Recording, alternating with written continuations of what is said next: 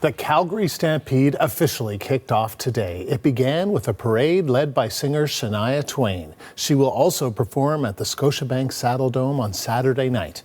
The event drew hundreds of thousands of spectators to downtown Calgary. There were acrobats, dancers, and cultural performers. Today will also feature the first of 7 rodeo events at the Stampede. One of the most anticipated events at the Stampede every year is the competitive powwow. The powwow tradition itself dates back hundreds of years and is a big part of many Indigenous cultures and communities. To talk more about the history of the powwow and in particular its significance in Western Canada, I'm joined by Tony Delaney. He is a powwow Emcee and a member of the Blood Tribe. He joins us from Lethbridge, Alberta. Tony, thank you for taking the time to talk to us. Appreciate this. Thank you. It's an honor for you to reach out to me and ask me to be part of this. Tell us a little bit about the history of the powwow and its significance. So powwow over the years has evolved to what it is today, but eventually, the beginning, all of the dances that you would see at majority of the powwows have all come from ceremony from the different Indigenous groups throughout Canada and throughout the United States. And so eventually these groups have decided, different Indigenous First Nations have decided to include them. For example, the chicken dance, it comes from the Blackfoot people. That's one dance that we're very proud of, and especially when we see our young people dancing the chicken.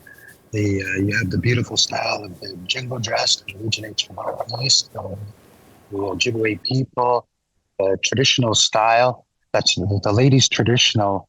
That's the oldest style of dance that there is. And so each tribe has their own understanding or interpretation of that dance. You go down to the southern United States, there's a southern style. You come to the north, there's a northern style. There's even a Blackfoot style of dancing, the women's style, women's traditional. There's our warrior dancers, our men's traditional dancers. The fancy dancers originates from the United States. Grass from the Omaha people, the Sioux people, and so it's something that it's about sharing cultures, bringing people together. There's different types of powwows. There's the more competitive contest powwows. There's traditional powwows, and so it's just a matter of bringing everybody together, and it's a good time. The contest part. It looks like a great time, Tony, like an absolute, it's spectacular, so much talent. What about the history of the powwow in your region in particular? So in our region, the oldest powwow in our area, and I was told even in Western Canada or Canada would be the Delaney First Nation, which is our sister tribe to the Blackfoot people. So that's the oldest powwow that there is. And eventually, a few years after, other First Nations started having powwows. And even if you look at the Grand Entry, when powwows first start, that's actually adopted through rodeo, how rodeo starts the Grand Entry, the flags come in, and that's kind of the same thing with powwows with Grand Entry. And you are the Emcee for many local powwows, and you will be attending next week as a spectator at the Stampede. What's your favorite part about the Stampede powwow and just powwows in general? Just the amount of people that are there, and from all over the world. As we know, tourists from throughout the world, they travel to Canada for Niagara Falls, for the beautiful Rocky Mountains and Indigenous people. And so having a world-class event, especially in the Saddledome, to be able to showcase our Indigenous ways and at an international level and stage, we know how to put on big events. And so to showcase that, like especially the organizers, those people, they put a lot of work into it, organizing the Stampede powwow. But not only that, but as well other celebrations that do happen. Committees, they do put a lot of work into the planning that goes into having those types of gatherings.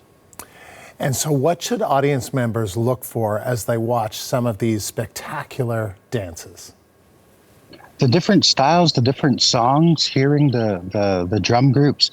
There's a lot of drum groups. They're Juno nominated drum groups. They're Grammy nominated drum groups. And so recorded songs, and so it's looking out for the different types of songs that there are, especially the dancers, showcasing the dancers and looking out for the different styles within the dance.